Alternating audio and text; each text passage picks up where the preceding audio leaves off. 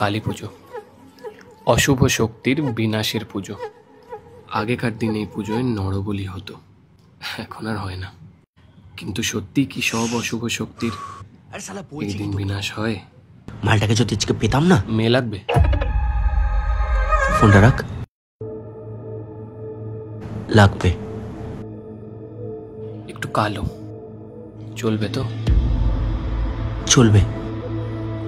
চ, কম বেশি আমরা সবাই অশুভ, তার উপর শরীরের লোভ কি আর সামলানো যায়? সে যতই মায়ের পুজো হোক, চলবে?